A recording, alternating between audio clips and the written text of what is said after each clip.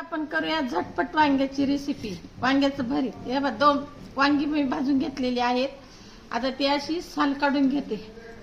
वांगे भाजताना नेहमी त्यालाच हात लावायचा, म्हणजे पटकन वांग ती साल निघून येते। असा हात लावला तरी वांग्याची साल निघून येते आणि याची चव पण वेगळी लागते। याला फोडणी नाही द्यायची, एकदम साध्या पद्धतीने मी आता तुम्हाला दाखवते।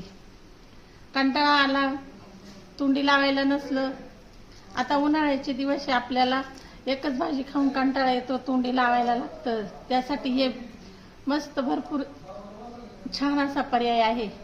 शिवाय याला फोडणी नाही द्यायची, काही नाही।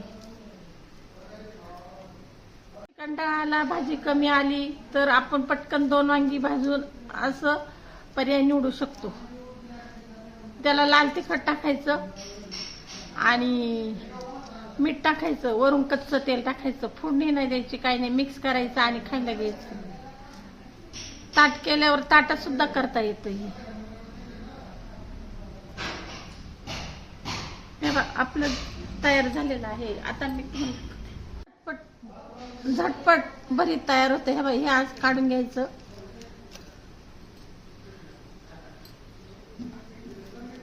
असं कट करून घ्यायचं।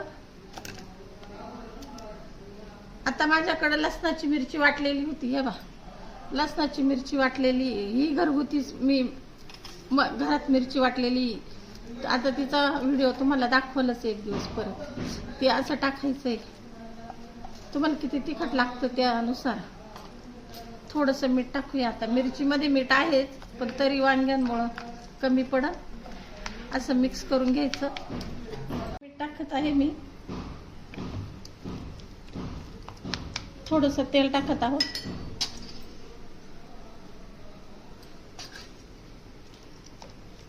झालं, आपलं वांग्याचं भरीत तयार झालेलं आहे।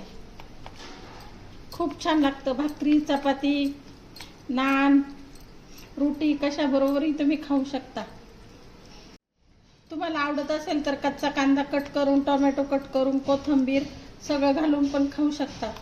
आम्ही वांग्याचं भरीत याची 2 प्रकारची रेसिपी अपलोड केलेली आहे, पण तरीही ही 3ऱ्या नंबरची आहे। तुम्ही करून पहा, 2 मिनिटात तयार होणारी, भाजीला काही नसेल तर तरी पण चालू शकते आणि तोंडी लावायला पण चालू शकते। झटपट होणारी, 2च मिनिट लागतात अशी ही रेसिपी तयार करा, खा। चॅनलला सबस्क्राईब करा।